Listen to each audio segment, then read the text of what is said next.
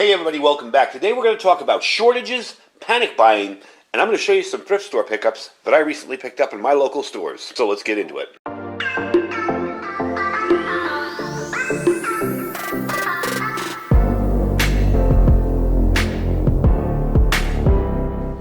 Alright everybody, welcome back. So the big point of being prepared is so that you don't have to run around at the last minute looking for stuff. We've all seen what's going on in the media. We've seen what's going on in the news. And I fully expect to see more panic buying coming up and empty store shelves. But there are some aspects of that I wanted to cover today, as well as show you some of the stuff that I picked up at my local thrift stores that will actually help me in regards to prepping. So for those of us that are pretty well prepared and we've been doing this a while, that doesn't mean that you're done. I don't want people to think that there comes a point in prepping where you're finished and just say, okay, I'm done. I don't have to do anything else. There's always something to do. There's always stuff to plant, to grow, a new skill to learn. With me this year, a lot of it has been rotating out older food because I got a little lazy last year, but I had to go through and rotate out some older stuff. I've yet to find anything bad, especially canned items, but still, it's been one of my projects this year to rotate out some of the older stuff. And I've been doing that for the last 2 months and getting things, rotated up and fresh, especially with what's been going on in the news. So I fully believe that the current situation that we're seeing in the news with Ukraine and Russia and all the other things we face is eventually going to lead to empty shelves and panic buying. And again, the point of being a prepper is to not be in the middle of that chaos when it starts. It's also an excellent way to save money. Basically, what you're doing is hedging against inflation. If I know that, let's just say, this fork costs me $5 today, and inflation in a couple months it's going to cost me $20, well then I've saved $15 by buying it early. That's the point of prepping. You're also protecting yourself against inflation. Now there are some things that I want to mention that are kind of important, I feel, from a preparedness standpoint that people forget to stock up on. And the first thing I'm going to tell you is cash. Now, I don't mean go to your bank and take out all your money out of your bank, no. But have a decent amount of cash at home. Cash immediately will be king. In the long term, it'll probably be useless. But at the get-go of an emergency, it will be king. Also, too, cash is handy during power outages. If a store stays open during a power outage, how are they going to verify your credit card or your debit card? They're not. So, cash is always handy to have on hand. A reasonable amount. Some people say enough for 3 months of your bills. I think that's a little bit much to keep at home. But definitely maybe 1 month's bills. And if you can only afford $100 in small bills, by all means, do it. That's better than nothing. So I'm seeing some of our local ATMs here. Especially there's one bank in town that's closing. It's Bank of America. And they're going to be closing up. And twice now I've seen people say those ATMs were completely empty. Once I saw it with my own eyes. So we're starting to see a little bit of that on long weekends. I know my bank will sometimes, one of the ATMs out front will run out of cash. That doesn't mean all of them are. It's just I'm starting to see people start to keep more cash. Another thing I want to mention that people seem to forget when it comes to stocking up is buying sturdy clothes and boots. Good shoes, good boots, all that. It's a whole different thing to go to the range wearing your casual pants and khakis and, your flip-flops. Whole different world trying to run behind a barricade wearing dress pants and loafers, okay? And we can look at what's going on in Ukraine right now and see regular people out there fighting off invaders. So we know that's a possibility. We also know that you want to be as best prepared for it. And some good sturdy clothing for long-term type situations is always very handy. Now the last overlooked prepping item I find is fuel. Not only just propane, like I have a little propane canister over there, that's for a demo later on in the video, but not only propane and stuff like that, but gasoline, the most basic prep of all. I'm amazed at how many times that I see, people who consider themselves preppers, and maybe they have one gas can in their garage for their lawnmower. Now I'm not telling you to go out and buy, 50-gallon drums and store them in your backyard. No, that's dangerous. Unless you know what you're doing and you have the permits and the wherewithal to do that, that can be very dangerous. If you live on very open land and you use it for your tractors and you store diesel, and that's a different story. But for those of us that are in semi-rural areas, it still could be pretty dangerous. What I am saying is fuel is extremely important to store, okay? One of the things I do whenever I go yard sailing is I buy old fuel cans, especially with the spout like this. But even without the spout, you can buy replacements for these all over Amazon, all over the internet. And this is very, very handy. Even though this one's empty, I just rotated out some older gas. Even though this one's empty, very, very handy in an SHTF situation, because you want to buy fuel whenever you see it at a good price or whenever you see it available. You can't very well do that if your truck is full and you don't have any extra gas cans. So definitely a good idea to keep that, especially if you're going to need it for heat or electricity generation for your generator. Again, you're also fighting the surge in gas prices.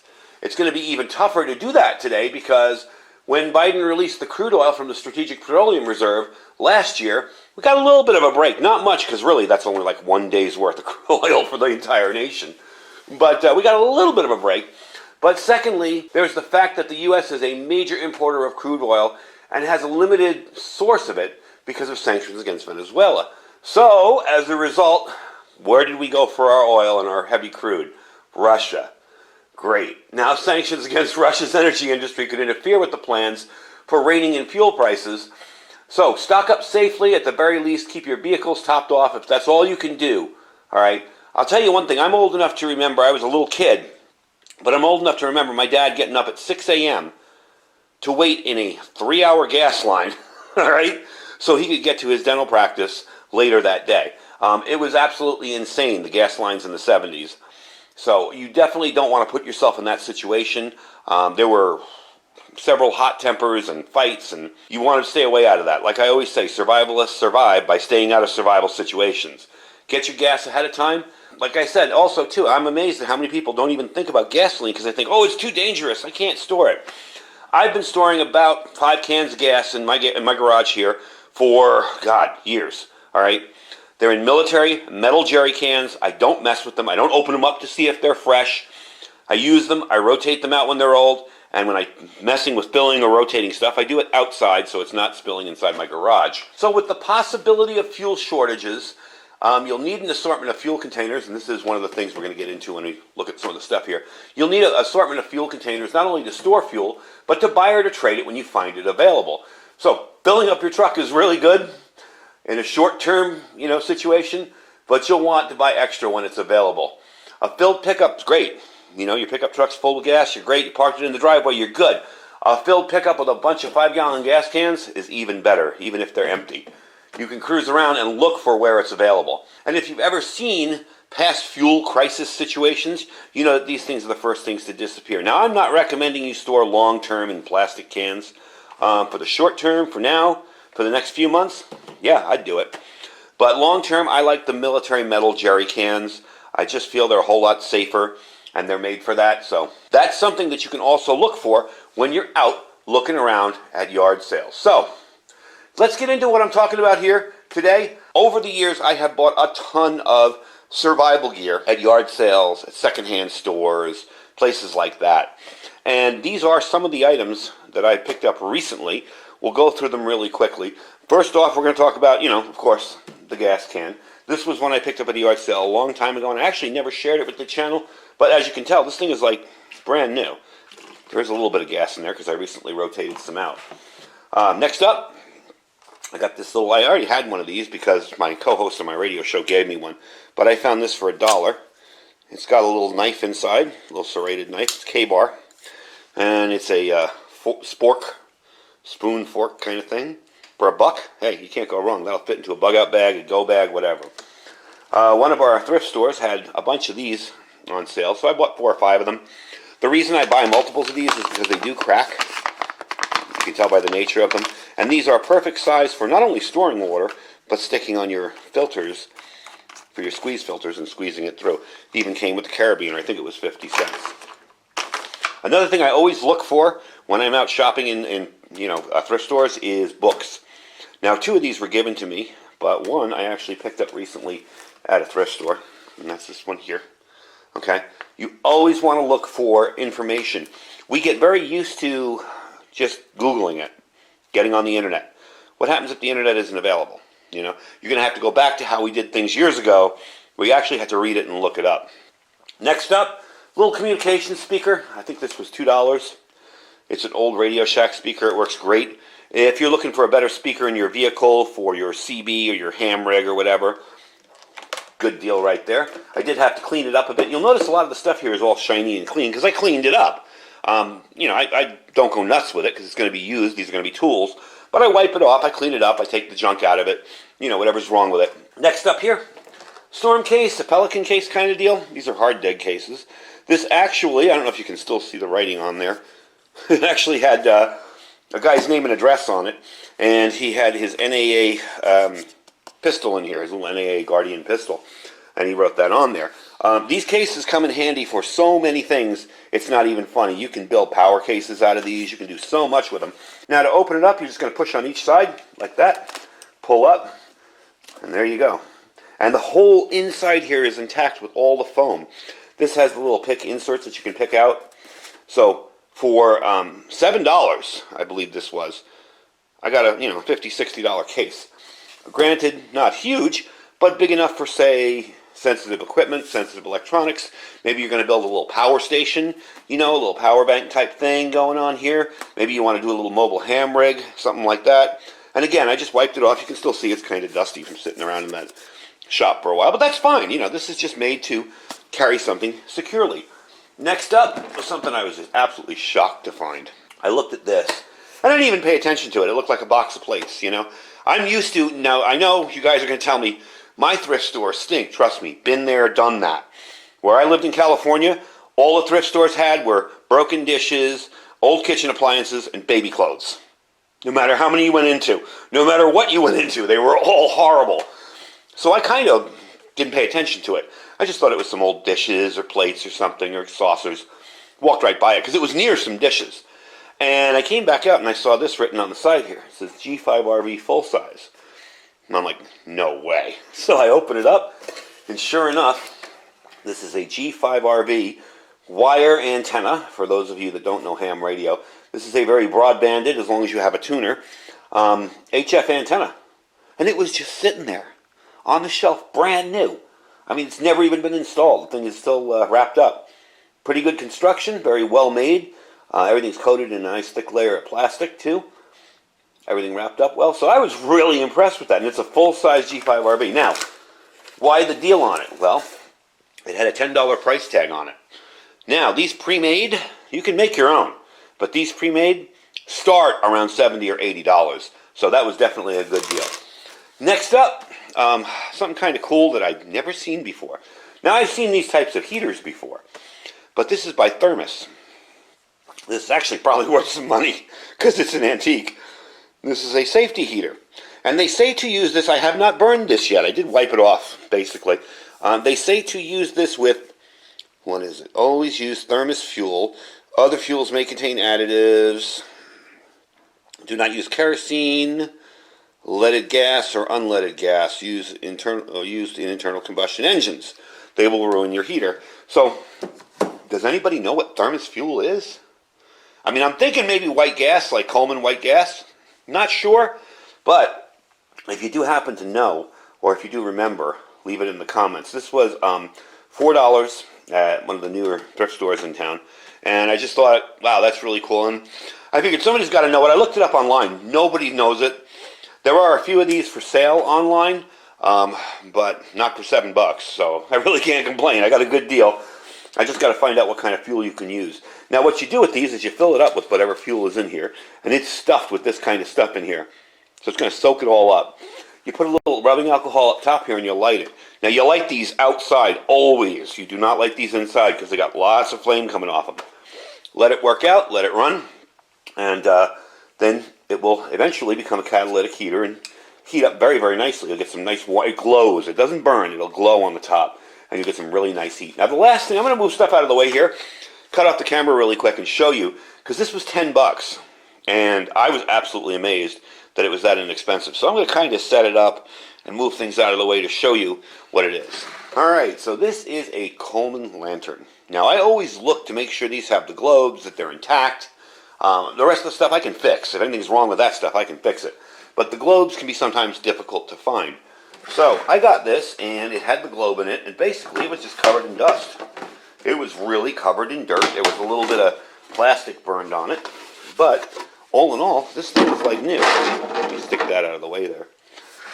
It does run on propane. A little propane canister there. Snaps right in there. Okay. I put some new mantles on it, and the darn thing runs perfectly. So what I'm going to do is screw it on here real quick. I mean, for 10 bucks, you really can't beat something like this. Brand new, these are, I think, around the $80, $90 range. So let's screw it in there. And by the way, those of you that tell you, those people that tell you that propane doesn't last, and the 1 pound containers, these were bought in 1999. I only know it because I went into Big 5 and got these blue ones, and they're the only blue ones I have. I have 4 left. I tried to use them up first, of course, but that's when they were bought, and they work perfectly well. So as you can see, the globe was fine. I did have to take it out and clean it. Has a little burned plastic up here, but I cleaned it as best I could. There's no real major issues with it. Let's turn it on. See if we can get it going. I don't know if the electronic ignition still works or not, but I am going to take a flame up there and see if we can get it going that way. I forget, I turned it on a couple times. There we go. I actually forgot if I'd done that or not, but yep, as you can see, works perfectly well. Now it is cold out here, so you get a little bit of that frosting on there, but as you can see, that works perfectly well. Really impressive, gotta say. Even if the electronic ignition doesn't start, you can start it very easily with a little bit of a lighter there. So that's why I left that on. Now it does come with a base. I'm not really using it. The base is really simple. You just plop that in there, and there's your base. And as you can tell, that is one heck of a nice bright light. And for 10 bucks, all I had to do was wash it off and stick some new mantles on it. And the mantles I used, for those of you that are interested, are these little Coleman Instaclip. And you burn them first, and then you stick them on there and let it go. So, as you can tell, that works pretty darn well. I'm going to turn it off now. So yeah, keep an eye in your thrift stores. Yes, I know some thrift stores are better than others. Some locations are better than others. Trust me, been there, done that. I've been through some horrible thrift stores. But the ones that I found around here lately have actually turned out to be pretty good. And you can also avoid spending a whole lot of money on things like, let's say you had your heart set on one of these. Well, instead of going to Amazon and paying 80, 90, 100 bucks for it, you can buy one for 10 bucks, wipe it down a little bit, clean it up, put some new mantles on it, and it's good to go. They did have another one that was 5 that didn't have the globe. Try and get the globe. They can be difficult to find sometimes. I mean, I know there's ColemanParts.com, but or oldColemanParts.com. I forget the website. But try and get yourself the globe. It's a whole lot easier. Anyway, folks, thank you for watching. That's the video for today. Do get yourself stocked up if you have not. I was watching a video from, I think it's Sunshine State Survival, and one of the things that people actually gave her a hard time about was getting potassium iodide, and saying that there will come a time where there's no more time to prep. Right now you have time, okay? You have time to get to the stores, you have time to stock up, get yourself out there, get what you need. If it helps, make a list, go through your house, see what you use daily, see what you're low on, because what we're facing now, especially with Russia talking nukes, is a whole different ball game. Now, I was a child of the 70s and 80s. I lived through the duck and cover drills when I was a little kid, I've been through that. And, living with the fear of nuclear annihilation every day. So you got to remember, it's not something to freak out about. It is something to learn about and prepare. And if this continues to be an issue, I'm going to get into a little more of the NBC and radiological preparedness stuff for you folks. But for now, I hope you guys enjoyed the video. Don't forget to check out our links down below. We have our Amazon affiliate store, our freeze-dried wholesaler link down there. I have had so many subscribers buy the stuff and say, wow, this is amazing.